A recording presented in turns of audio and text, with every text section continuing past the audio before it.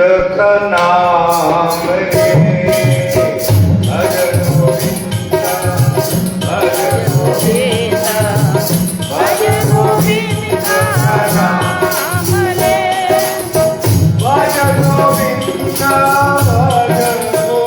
गोविंद भज गोविंद का नाम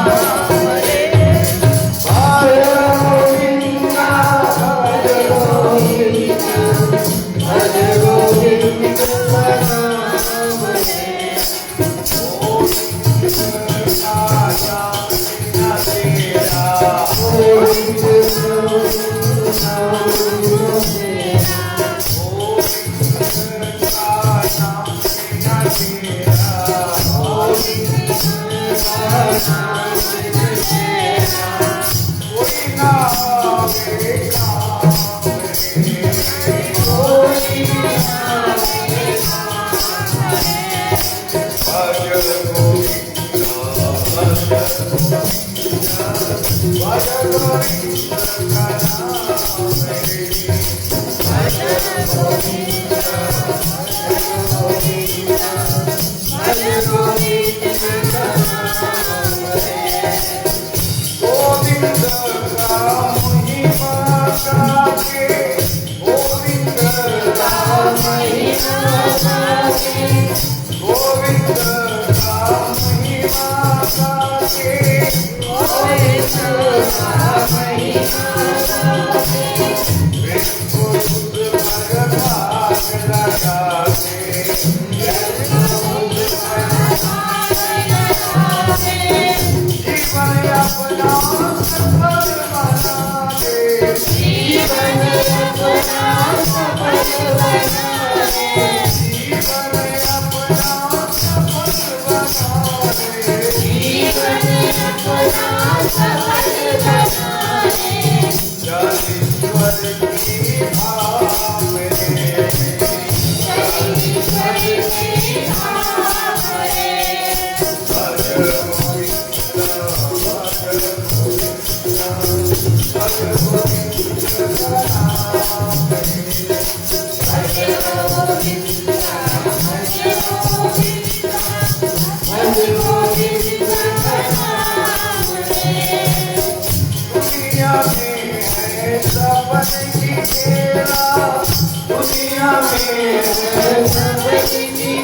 गोविंद का नाम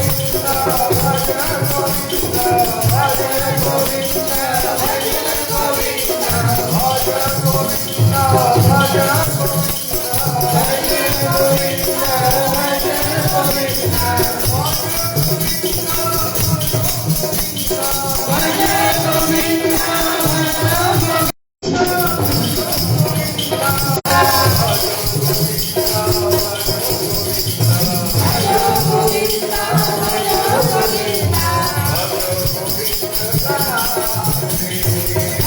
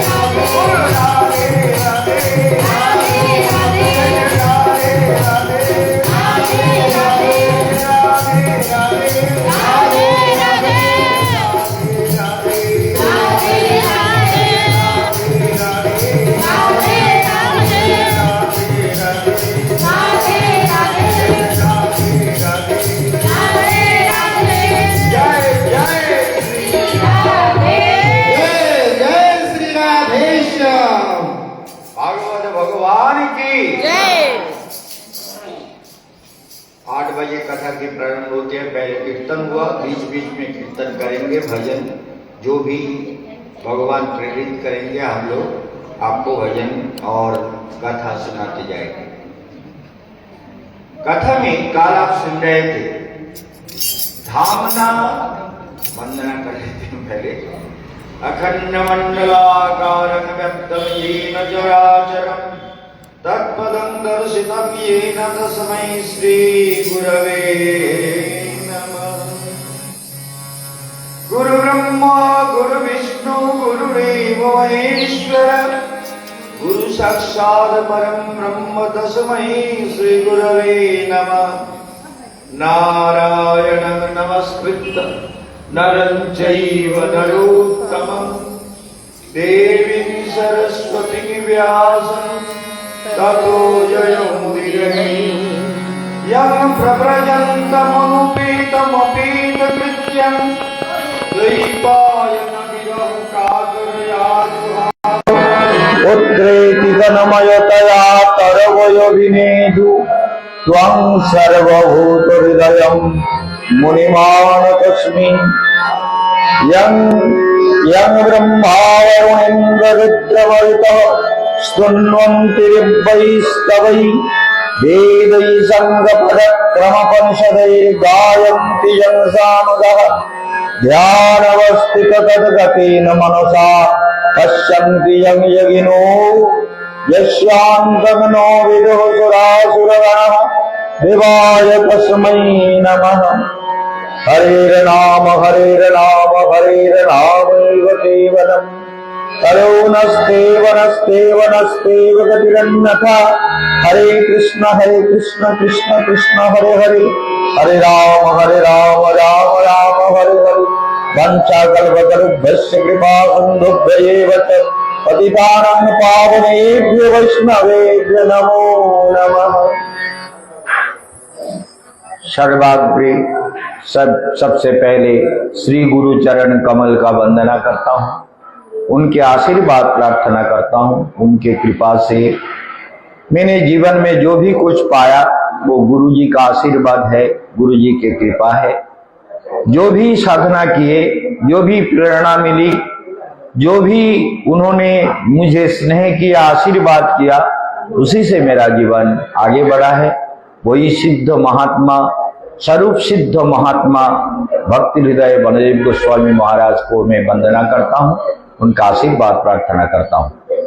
आज का काल आप सुन रहे थे, धामना सेन सदा निरस्त कुहकम। ध्यान दीजिए, बोलिए मन से, निरस्त कुहकम। हम लोगों को कहां जाना है? बोले जहां अंधेरा नहीं है, जहां जन्म मृत्यु का दुख नहीं है। निरस्त कुहकम, कोई कुहक माने छल कपट, अंधेरा, माया, कपट वृत्तियां वो नहीं है। वही सत्य स्वरूप है, उन्हीं के पास जीव को पहुंचना है। निरस्त कुहकम सत्यम परम धीमहि, वही परम सत्य का हम सभी मिलकर क्या करते हैं, ध्यान करते हैं। इसको याद रखो, ये पहला श्लोक है भागवत में जो सारे भागवत का जिस्ट है, सारे भागवत की सार कथाएं हैं। श्रीमद् भागवत में ये श्लोक सारे भागवत को व्यक्त करता है।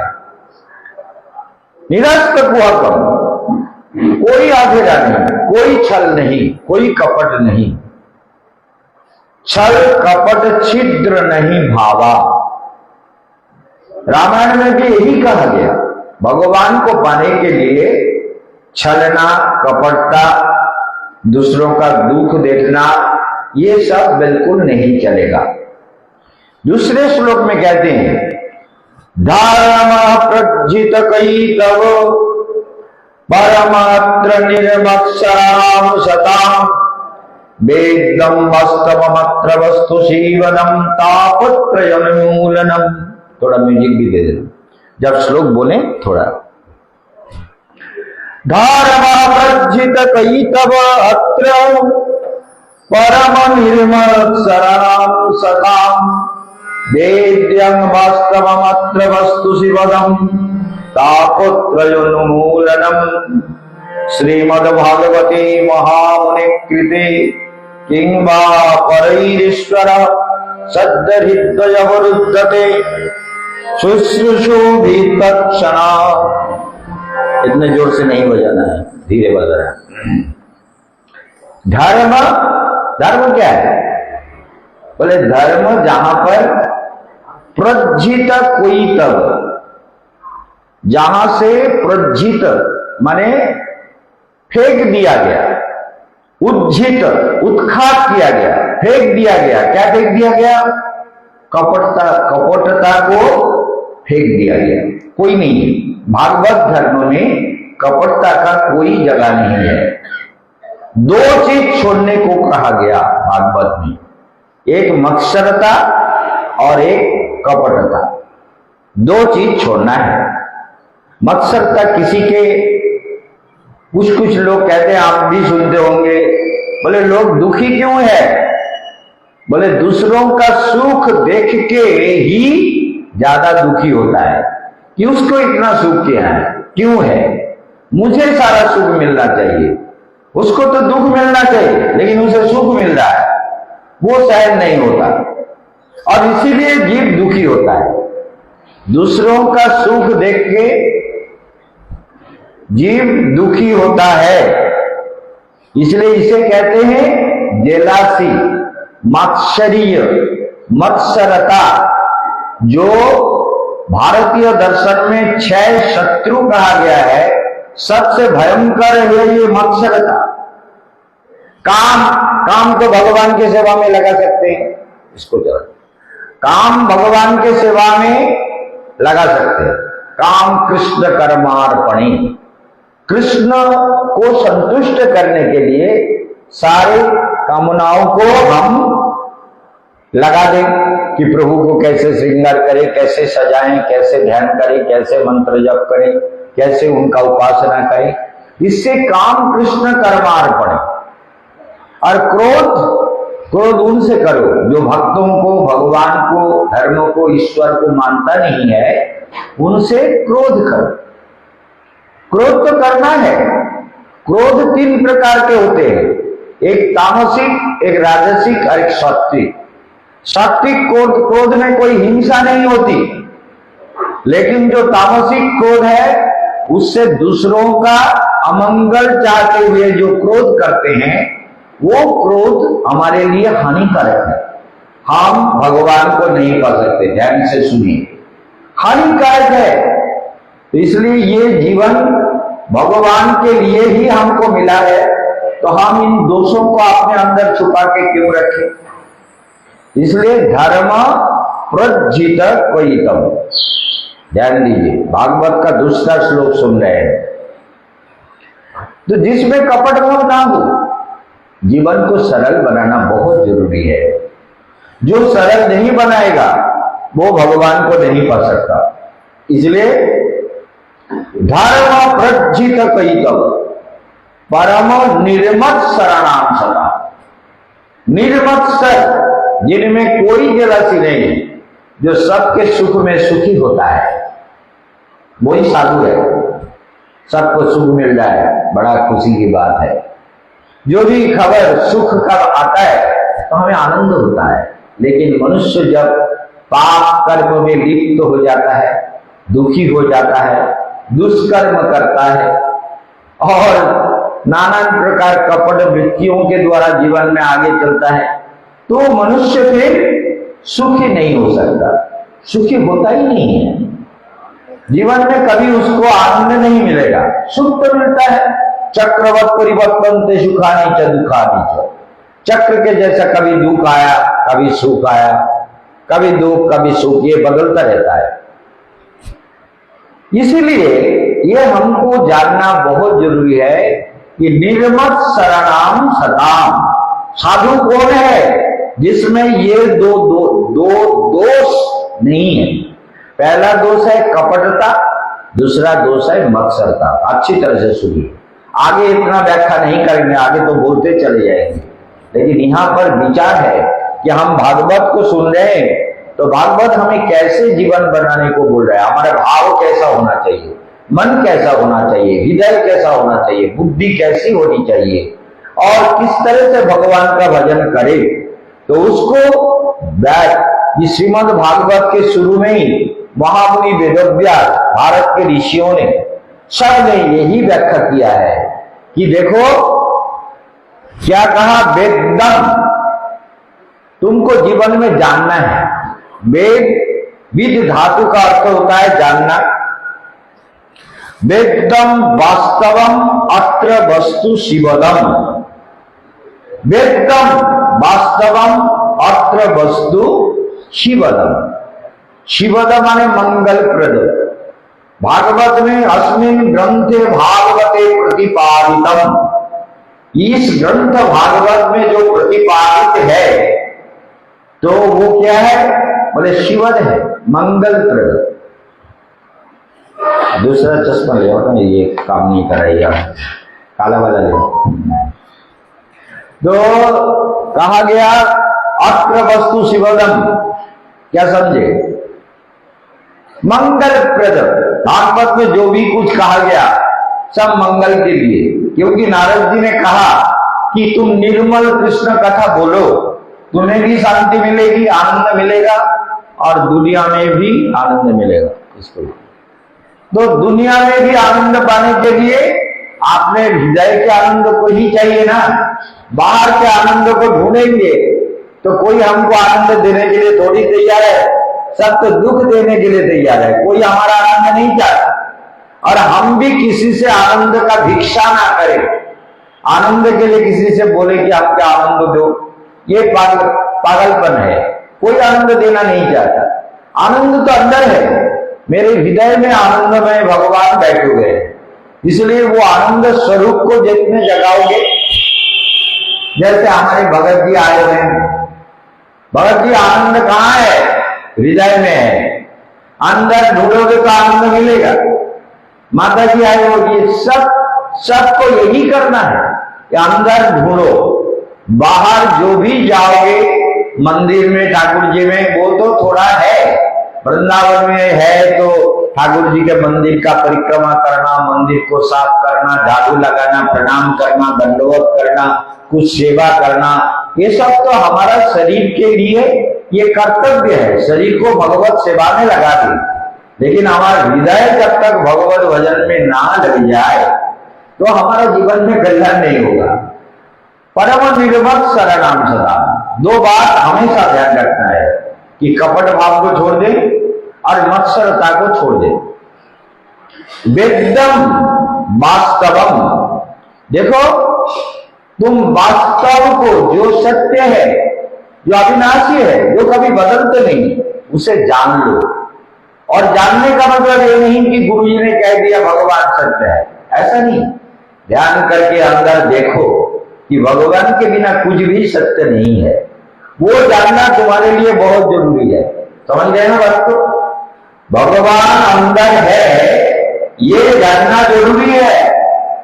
बाहर भगवान है, सब कुछ है, सबका दृश्य रूप में भगवान है ही है, परोक्ष रूप में सारी वस्तुओं में भगवान है, लेकिन अंदर का जो दर्शन है उसे अपरोक्ष दर्शन कहते हैं।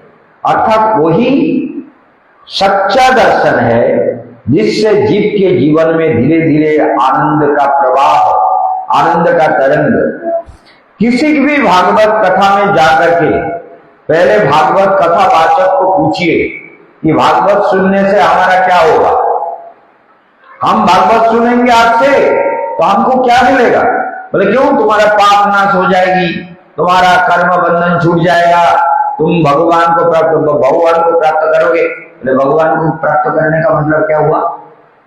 भगवान हमारे कंधे पर चढ़ जाएंगे या भगवान के कंधे पर हम चढ़ेंगे? क्या मतलब हुआ? भगवान को पाने का मतलब क्या हुआ? भगवान कैसे पाया जाता है? ये कोई रसगुल्ला है, कोई खाने का चीज है कि बाजार से पैसे से खरीद के लाया और खा लिया? भगवान ऐसी चीज नहीं है। भगवान एक परम चैतन्य सत्ता है। यही तो भागवत कथा का विशेषता है कि भागवत कथा, भागवत सुनने से हमको क्या मिलेगा? यह प्रश्न आपको हमेशा होना चाहिए। भागवत श्रवण के द्वारा हमें क्या प्राप्त होगा? अगर हमको भागवत कथा से कुछ प्राप्त नहीं हुआ फिर हमारा भागवत कथा सुनने का क्या फायदा है? भगवान को पाना है। कोई कहता है भगवान को पाना, बोले भगवान पाके क्या करोगे? भगवान से काम कराओगे? ठाकुर जी हमारा घर ये आश्रम वगैरह साफ करने वाला नहीं है, आप थोड़ा इसको अपने ताकत से, अपनी शक्ति से साफ कर दो, यही करोगे क्या? भगवान कहोगे कि हमारा खाना बनाने वाला कोई नहीं है तो खाना बना दो, बढ़िया सा खाना बना दो, सब भोग लगाने के लिए आप खाना बना दो। भगवान को क्या करोगे? भगवान से क्या करवाओगे? भगवान को प्यार पाके करोगे क्या? भगवान अभी आपके सामने खड़े हो जाए, मैं कहता हूं भगवान सामने खड़ा है, तुम विश्वास नहीं करोगे, बोले कहां खड़ा है, हमको दिख नहीं रहा है। लेकिन मुझे तो पूर्ण विश्वास है भगवान ही है। भगवान कहते हैं मद भक्ता यत्र गायन्ति तत्र तिष्ठामि, मद भक्ता यत्र गायन्ति तत्र तिष्ठामि नारद। भगवान कहते हैं मेरे भक्त जहां मेरी कथा कीर्तन करते हैं मैं वहां ही रहता हूं। ना हम वैकुंठे तिष्ठामि वैकुंठे, वैकुंठ में नहीं रहता। योगिना हृदय न च, योगियों के हृदय में भी नहीं रहता। मद भक्त यत्र गायन्ति, मेरा भक्त जहां गुणगान करता है वहां में प्रकट हो जाता हूं। तो यहाँ तो भगवान है और वृंदावन तो भगवानमय है। यहाँ के धूल में, सारे कण कण में, सारे वृक्ष लताओं में, सारे सब कुछ, सारे वन में जो 44 वन है, 44 जो फॉरेस्ट है वृंदावन में, 32 और 12, इस सभी वनों में भगवान ने लीला किया, इसीलिए 84 खोज वृंदावन है। तो ये जो वृंदावन है, इस वृंदावन में सर्वत्र भगवान है। लेकिन यदि मेरा हृदय वृंदावन हो जाए तो हृदय में भी भगवान प्रकट हो जाएंगे। इसीलिए कहते हैं, क्या कहते हैं? वेदम वास्तवम अत्र वस्तु शिवदम, वास्तव को जानो जो शिवद है, जो मंगलप्रद है। तापोत्रयोन्मिलनम, सारे त्रिता, आध्यात्मिक आदि, भौतिक आदि, दैविक आदि जो 3 प्रकार के दुख है जीव के जीवन में, ये सबसे मुक्त कर देते हैं भागवत। त्रिताप दुख, अच्छा कैसे करेंगे? पहले तो सोचो, इसे तो ज्ञान कहते हैं, भागवत कैसे कर देंगे? ध्यान दो, पहली बात ध्यान देना जरूरी है। क्यों? पहली बात है तापोत्र निमित्त। त्रिताप क्या है? आध्यात्मिक आदि, भौतिक आदि, दैविक। दैव अभी जोर से बरसा, शुरू के दिन हम लोगों ने भागवत कथा में प्रॉब्लम हुआ कि हम कलश यात्रा यहाँ ही घूम घूम के सब लोगों ने किया, तो ठाकुर जी को परिक्रमा करके किया, बहुत आनंद की बात है। लेकिन बाहर जो जाना चाहते थे वो नहीं हो पाया। तो ये तो दैवी प्रकोप है जो अभी मुसलधार से यार सारे भारत में सारे दुनिया में इतनी बारिश हो रही है जिसका कोई ठिकाना नहीं। हिमाचल प्रदेश में तो लोगों के कितने सारे मकान बह गए, कितने शरीर बह गया, कितने लोग मर गए, उसका कोई ठिकाना नहीं है। और पहाड़ों में बहुत ज्यादा भूस्खलन हो रहा है, मेघ टूट के गिर रहा है। तो इसको भागवत कथा सुनेंगे तो क्या ये बंद हो जाएगा?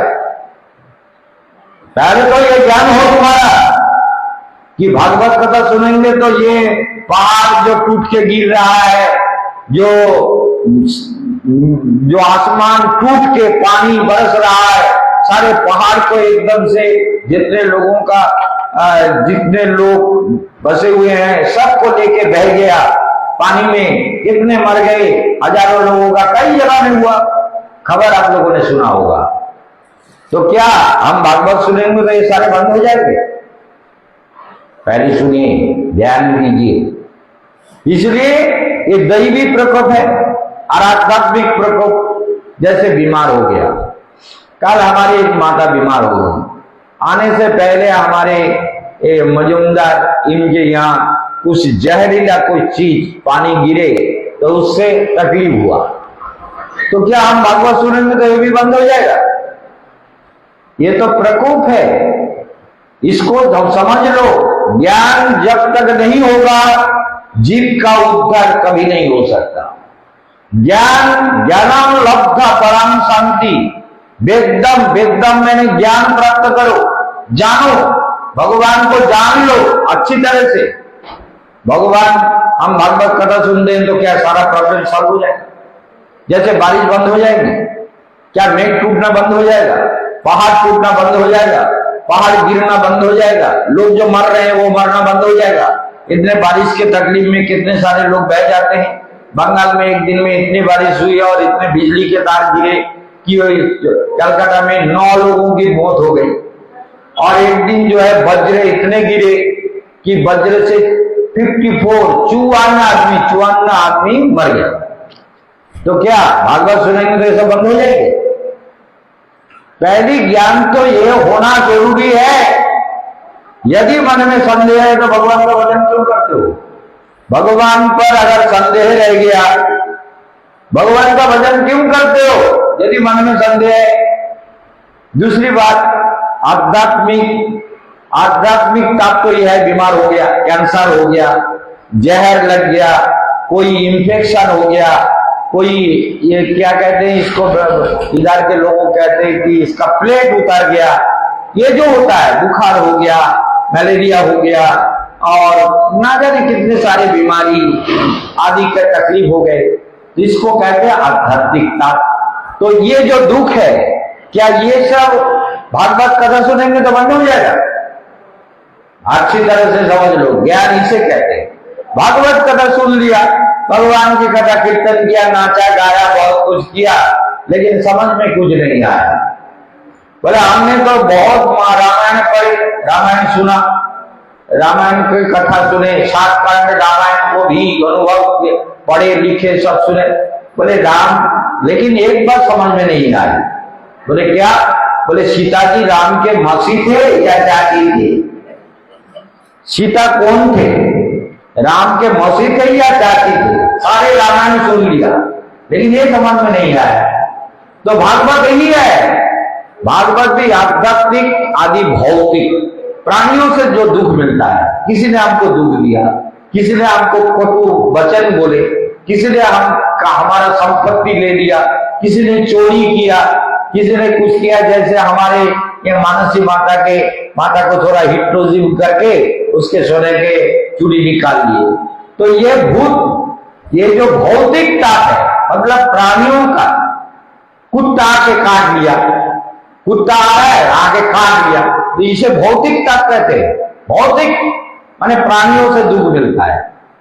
तो कुत्ता ने काट लिया, बंदर ने काट लिया। कुछ दिन पहले हमारा ये जो परिश्रम का सुबह से काम कर रहा है हमारा अजीत बाबा, अजीत प्रभु, ये अजीत प्रभु को बंदर ने बड़े जोर से काटा, फिर उनको इंजेक्शन देना पड़ा 3 दिन उसको। ये है भौतिकता, माने प्राणियों से दुख मिलना। कोई हमारा जमीन ले लिया, कोई हमारे ऊपर झूठा मुकदमा लाद दिया, कोई हमको कुछ भी, तो इसे कहते हैं ताप। तो क्या भागवत सुनेंगे तो बंद हो जाएगा? तो क्या होगा? जो भी सुनना है दूर दूर से वो पहले सुनो इसका उत्तर, ध्यान देके सुनो, क्योंकि पहले जिसका हृदय सुंदर हो जाए वो सारे परिस्थितियों को प्रभु की कृपा मानते हैं। जो गाली दिया, बोले यही हमको मिलना था, यही हमको मिलना था, वही मेरा गाली मिलना था, तो गाली दिया, गाली मिलना था, वो हमारा भाग का था, हमारा हिस्से का था। कोई हमसे कुछ ले लिया, बोले शायद वही हमसे लेने का, उससे कोई ऋण किया हुआ था, तो इसीलिए ऋण का परिशोध करने के लिए उसने ऐसा किया। अगर ना भी हुआ, समझ लीजिए, ज्ञान से कहते हैं। देखिए, किसी ने हमारा पैसा लूट लिया, किसी ने हमारा पैसा लेके भाग गया। एक ध्रुवदास साधु नाम का आदमी 30 लाख रुपया लेके भाग गया, महाराष्ट्र भाग गया। आप क्या करेंगे? हम कहेंगे ये बड़ा बदमाश है, हमको इतना सब कुछ कह के पैसा लिया, भाग गया। सोचिए, तो जो भाग गया उसको गाली देने से क्या फायदा होगा? कुछ नहीं होगा। इसलिए दो बात है, या तो उससे हमने ऋण किया था, वो ऋण का परिशोध हुआ, या समझ लीजिए, या उसने इस जन्म में ये ऋण किया, वो कुत्ता बन के शोध करेगा, परिशोध करना ही होगा। जो भी संसार में करोगे उसका फल तुमको भोगना होगा। जैसे कोई मुझे दुख दिया तो उसको दुख झेलना पड़ेगा, अगर मैंने दुख नहीं दिया, उसने मुझे दुख दिया, तो उसका फल तो उसको आगे जाके मिलेगा। इसलिए ज्ञान इसे कहते हैं। ज्ञान यही है कि जो भी कुछ हो रहा है वो संसार में ऐसे परिवर्तनशील जगत जो है, डार्विन के हिसाब से ये चलायमान है। सभी गच्छति थी जगत, ये जगत गतिशील है, निरंतर चलता रहता है। तो इसलिए कोई दुख दे रहा है, कोई सुख दे रहा है, कोई बदनाम कर रहा है, कोई गाली दे रहा है, कोई प्रशंसा कर रहा है, कोई कुछ कर रहा है, लेकिन उन सब से हम अगर प्रभावित होते हैं तो भागवत का जो ज्ञान है वो हमारे अंदर स्थायी नहीं होगा, हमारे अंदर रहेगा नहीं। भागवत का दिव्य ज्ञान हमें प्राप्त नहीं होगा। उससे क्या होगा? बोले फिर जीवन बेकार हो जाएगा। भागवत तो बहुत सुने, लेकिन प्रश्न का समाधान नहीं हुआ, संदेह रह गया। साहब, भगवान गीता में कहते हैं संदेहात्मा विनश्यति, जो संदेह करने वाला होता है उसका विनाश हो जाता है संसार में। तो इसलिए संदेह नहीं करना है। जो भागवत की विचार केशवानंद कहते हैं, ये केशवानंद का साधना का अनुभव है, तपस्या का अनुभव है। तपस्या करते करते जो सत्य मेरे सामने प्रकट हुए, जैसे भारत के ऋषियों के सामने प्रकट हुआ, तो ऋषियों ने इन सब बातों को हमारे लिए, जैसे महामुनि वेदव्यास, जो व्यासो नारायण स्वयं, जो साक्षात नारायण है, व्यास के रूप में सारे वेद का विभाजन किया, पुराण का लेखन किया, और बाद में ये भागवत का रचना तभी किया जब उनके हृदय विषण्ण हो गया। इतने सारे प्रश्न मेरे अंदर क्यों रह गया? इतने सारे दंडातीत विमत्सरा, मेरे अंदर ये दंड, ये ड्यूअल मेंटालिटी, दंड, मन में कोई ना कोई दंड रहता है, ध्यान दीजिए। तो ये जो ध्यान दंड हमारे दिल में है, इसको हम कैसे झेलें? इस फैन को बंद करके उसको चालू, दंडातीत विमत्सरा, इसको बंद कर दो। तो इसलिए ध्यान दीजिए बात को। इसलिए वेदम वास्तवम अत्र वस्तु शिवदम तापोत्रयोन्मूलनम, जो त्रिताप से मुक्त होने का रास्ता यही है। क्या है? बोलिए, त्रिताप से मुक्त होने का रास्ता क्या है? बाबा क्या है? ज्ञान है। ज्ञान प्राप्त करोगे, अगर अंदर सारे प्रश्नों का समाधान तुम्हारे दिल के अंदर हो जाता है, तो फिर तो तुम भगवत कृपा पात्र बन जाते हो। अगर जो भी दंड आया मन में, जो भी प्रश्न आया, जो भी इच्छाएं हुई उसका समाधान अगर दिल से कर पाए तो तुम भाग्यशाली हो, भगवान के कृपा पत्र बन गए। अगर समाधान नहीं हुआ तो उस समस्या को लेकर के संसार में घूरते घूरते मरोगे, घूमते घूमते मरोगे, मरने के बाद फिर जन्म लोगे। जावत जन्मम तावत मरण। समझ गए बात को? भागवत के शुरू में समझ लो कि जब तुम इन बातों को सोचते सोचते मरोगे, क्योंकि वही होता है दुनिया में, वही होता है, जीव सोचता है ये क्यों हुआ। महाराज ने ये कहा इसमें शास्त्र वही है जिसमें कोई संदेह ना हो। सर्वत्र लोचनम शास्त्रम यस्य दास्तम दैवसा। लोचन शास्त्र का नेत्र सर्वत्र है। जो जिसके पास शास्त्र रूपी नेत्र नहीं है वो अंधा है, वो अंधा है। और अंधा व्यक्ति कभी गड्ढे में गिरेगा, कभी दरी में प्यार फंस जाएगा तो गिरेगा, कभी कुछ गाड़ी के नीचे आ सकता है, कुछ भी हो सकता है। तो इसलिए हम लोग संसार में अंधे हैं क्योंकि हमारे अंदर वो ज्ञान प्रकट नहीं हुआ है। जो विज्ञानमय कोष है, वो विज्ञानमय कोष जब तक प्रकट नहीं होता है तब तक जीव का जीवन में संदेह नहीं जाता है। ध्यान दीजिए, संदेह नहीं जाएगा, संदेह रहेगा। और संदेह रहने से फिर मरोगे, मर के फिर जन्म लोगे, जन्म लेके फिर आके कर्मों का फल भोगते रहोगे। चाहे बंदर के पेट में जन्म हो या कुत्ते के पेट में हो या ब्रजवासी के, अगर अच्छा भाव है तो ब्रजवासी के घर में जन्म ले सकते हो। ब्रजगोपी भाव होई वे स्वभाव। ब्रजगोपियों का भाव हमारा स्वभाव बन जाएगा। ब्रजगोपियां जैसे दिन रात कृष्ण को बोले क्या क्या कर रही है, यहाँ क्या कर रही है।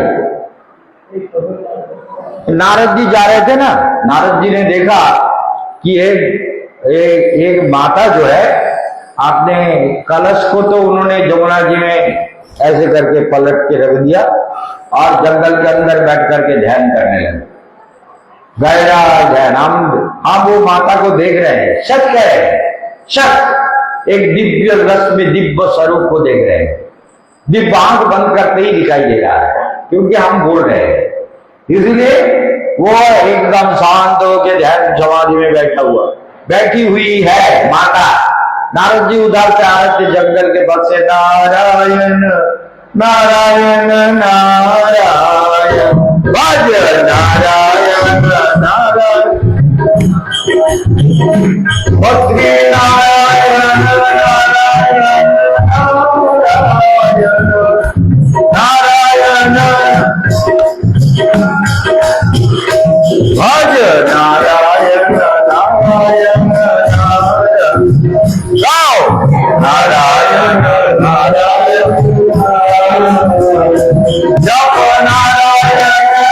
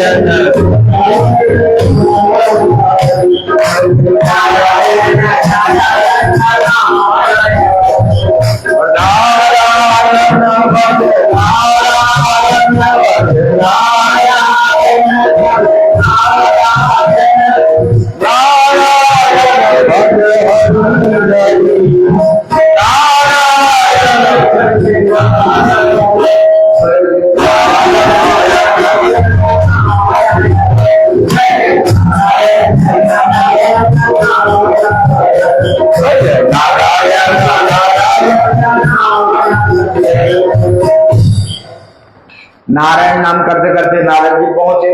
वो गोपी तो ध्यान में बैठी थी, मन को ले चलिए वृंदावन के वन में यमुना जी के तट पर, यमुना में जल लाने गई थी और कलश पर से पलट के यमुना जी में रख करके वो ध्यान में बैठी। नारद जी ने कहा, ए माई, ए जोगी जी माई, नारायण इतने जोर से नारायण गान कर रहे, नारायण कीर्तन कर रहे, तुम्हें सुनाई नहीं दे रहा? ए माई सुनो, क्या प्रॉब्लम है? ए माई, ए राधे राधे राधे, नारायण नारायण नारायण नारायण। क्या बात? गोपी जग गई।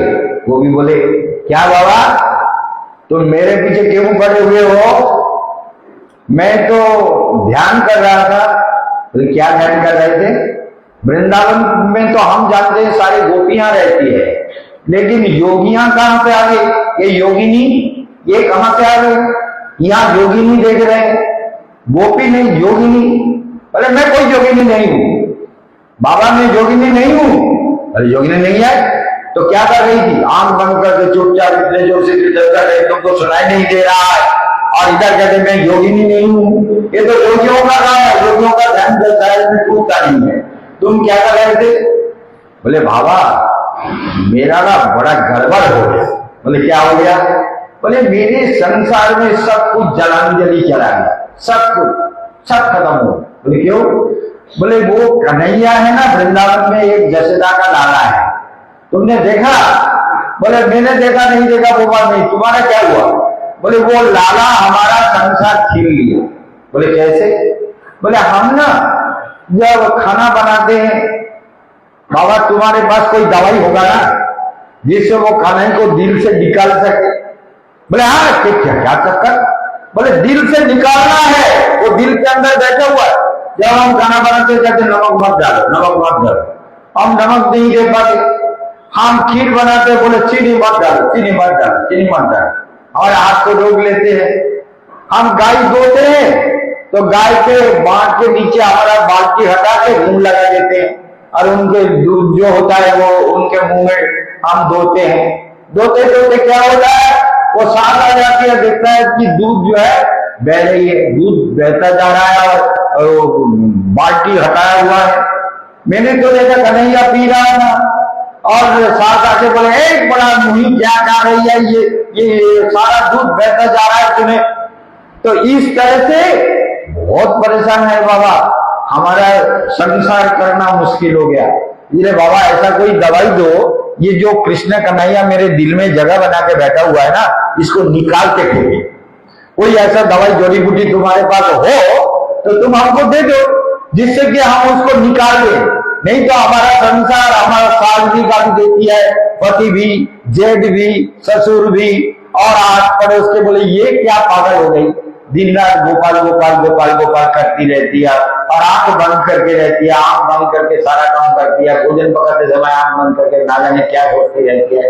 ये पागल हो गई है, ये हमारी बहू पागल हो गई, ये पागल सोच लीजिए, बहू पागल हो गई, कृष्ण प्रेम में पागल हो गई। नारद जी बोले मैया देख देख मैया, तेरा जो प्रेम है, तूने जो गोपाल को अपने दिल में बसाया है, ये ऋषि मुनि लोग कितने ध्यान करते हैं फिर भी गोपाल को मन में बसा नहीं पाते, गोपाल के ध्यान में मन को लगा नहीं पाते।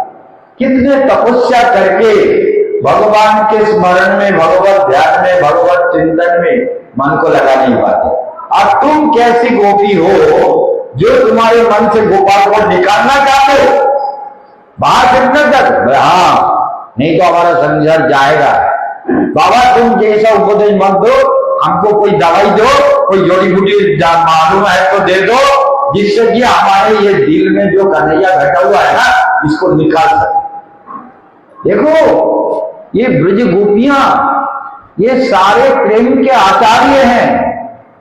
नारद जी कहते भक्ति सूत्र में, यथा ब्रज गोपी का नाम, ब्रज गोपियों का जैसा प्रेम हमारे हृदय में होना चाहिए। क्यों रुचि?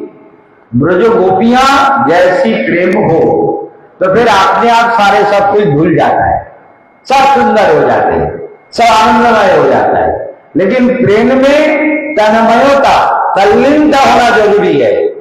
किसी के ऊपर हिंसा नहीं, जैसे निर्मक शरणाम, कोई भी हिंसा नहीं है, कोई कपट भाव नहीं है, सत्य ही प्रकट हो गए। हृदय वृत्तम वास्तवम अत्र वस्तु शिवदम, जो भागवत ग्रंथ में प्रतिपादित ब्रह्म आनंद स्वरूप भगवान है, शिवद है, मंगल प्रद है, वो अत्र वस्तु शिवदम, उसके स्मरण से क्या होता है? कापत्रयम श्रीमद् भागवती महामुनि कृते किंबा परईश्वर सद्य हृदय अवरुद्धते, भगवान हृदय में अवरुद्ध हो जाते हैं।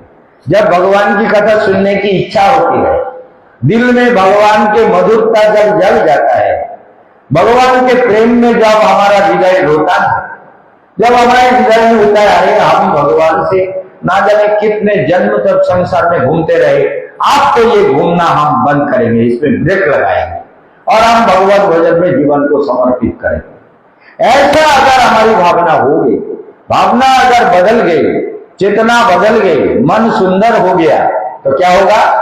फिर सारे कपट बुद्धियां, कपट जो वृत्तियां है वो खत्म हो जाएंगी।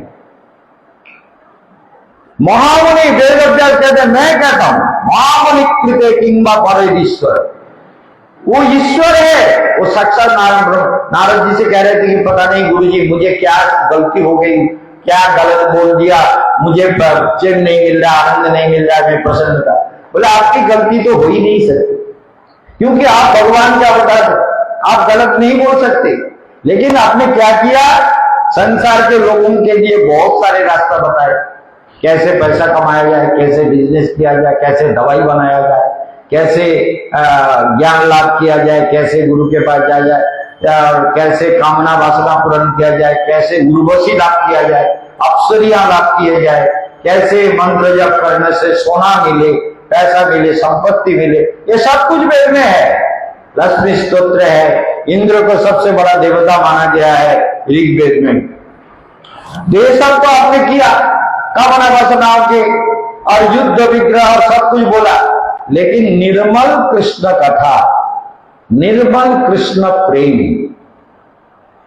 जो बोलना चाहिए था, जिस प्रेम से जीव का जीवन मंगलमय हो जाता है, वो आपने नहीं बोला। इसलिए व्यासदेव जी परईश्वर, ईश्वर स्वयं वृंदावन में ये ब्रज की कथा, भक्ति की कथा, प्रेम की कथा, जगत कल्याण की कथा भागवत में रूप में कृष्णेश धाम पगते, कृष्ण जब अपने धाम में चले गए, धर्म ज्ञानादिभीषः, धर्म ज्ञान, धर्म ज्ञानादिभीषः, कृष्ण जब अपने धाम में चले गए तो धर्म ज्ञानादि माने ज्ञान वैराग्य भक्ति संपूर्ण रूप से हो करके कलौ नष्ट दृशामेश पुराण अर्क अधुनोदित, पुराण अर्क, ये भागवत पुराण को कहा गया अर्क। अर्क माने क्या है? सुना है कभी? अर्क माने सूर्य नारायण, ज्ञान सूर्य भागवत, पुराण अर्क, पुराण सूर्य, सारे जगत को प्रकाश देने के लिए, ज्ञान का प्रकाश देने के लिए, प्रेम में तन्मय करने के लिए, प्रेम की तल्लीनता पे डुबाने के लिए, सारे जीवन जीव को उद्धार करने के लिए ये भागवत, कृष्ण चले गए और भागवत प्रकट हो गए। इसलिए भागवत साक्षात भगवान है, शब्द रूपी भगवान, अक्षर रूपी भगवान, राधा कृष्ण का स्वरूप है भागवत। इसलिए भागवत कोई ग्रंथ नहीं है, ये साक्षात भगवान का स्वरूप है। इसलिए भागवत सुनने से क्या होगा? सारी मलिनता जल जाएगी, शब्द हृदय अवरुद्ध थे, भगवान हृदय में अवरुद्ध हो जाएगी। ध्यान दीजिए बात को, कैसी अद्भुत विचार है, ध्यान देकर सुनिएगा। पहली बात तो यह है कि शब्द हृदय अवरुद्ध थे। मकसद के बारे में छोटा सा एक एग्जाम्पल देखो। एक लकड़हार लकड़ी काटने के लिए जंगल गया हुआ, लकड़ी काटना था, लेकिन लकड़ी काटते समय बहुत जोर का बारिश होने लगा। संक्षेप में बताता हूं, ज्यादा उदाहरण देने में समय चला जाएगा। तो वो पेड़ के नीचे खड़ा होकर बोले बारिश थोड़ा कम हो फिर लकड़ी काटेंगे। इतने जोर के बारिश में कैसे काटा जाए, तो खड़ा था बहुत मोटा सा एक पेड़ के नीचे बारिश से बचने के लिए। इतने में पैर के नीचे देखा 2 पत्थर पड़ा हुआ है, तो पत्थरों को पैरों से चलाए। 2 पत्थर एक साथ हो गए, होने से क्या हुआ, होने से एक बहुत बड़े जीन प्रकट हो गए। बोले आका मुझे क्या करना है, आप तो मेरे आका है, आप जो कहेंगे वही करेंगे। बोले क्या मतलब, ये जंगल में तो ऐसा कभी देखा नहीं, मैं तो जंगल में आता हूँ, मुझे ये ऐसे कैसे, तुम कौन हो, तुम्हें देख के तो डर लग रहा है, बहुत लंबे चौड़े कितना। बोले आका मेरा बहुत शक्ति है, आप जो मांगेंगे वही देंगे, जो भी मांगेंगे, पैसा मांगो, सोना मांगो, घर मांगो, लकड़ी मांगो, जो भी चाहिए वो सब हम दे सकते। लेकिन आका मेरा एक शर्त है, जो तुमको देंगे तुम्हारे आस पड़ोस के लोगों को उससे दुगुना देंगे, दुगुना। तुमको अगर 100 तोला सोना देंगे तो उनको 200 तोला सोना देंगे, 200। तुमको 1 मकान देंगे तो उनको 2 मकान देंगे। बोले क्या मतलब, ठीक है तुम जाओ, हम बुलाएंगे तुमको जरूरत होगा। वो पत्थर को अपने दोनों साइड में अपने कपड़े में उसने मान लिया, दोनों उम्र में दोनों तरफ रख लिया। रात के घर आए, घर तो छोटा सा झोंपड़ी था। पत्नी को बोला कि ये देखो ये 2 पत्थर है ना, ये हम घर के इस कोने में एक रखते हैं, इस कोने में रखते हैं, तुम कभी इसको एकत्रित नहीं करना, हाथ नहीं लगाना। तो कब दिन चलता गया, लेकिन एक दिन पत्नी के मन में आया कि क्यों ऐसा कहा, पत्थर एक जगह करने से क्या होता है, पत्थर रखा हुआ है और क्यों रखे, क्यों ले आया। तो पत्थर के एकत्रित किया, करते ही वो आ गए जीन। बोले माता क्या आदेश है, आप मेरे आका है, आप जो कहेंगे वो कर देंगे। बोले क्या मतलब, बोले हाँ आपके पति को मालूम है, इसीलिए तो कहा था कि इसमें हाथ मत लगाना। उनको मालूम है मैं आपको जो दूंगा आपके पड़ोस वाले को डबल दूंगा, 2 गुना दूंगा। बोले वो दो, लेकिन बाबा मेरा एक काम कर दो ना। बोले ये देखो झोपड़ी है, बारिश का पानी गिर रहा है, तुम ऐसा करो ये बारिश के जो कमरे को ना एक मंजिला मकान बना, अच्छी तरह से घर मकान, थोड़ा किचन वगैरह बना। बोले ठीक है माता। तो घर मकान बना दिया। रात प्रेतों का मामला था, बन गया।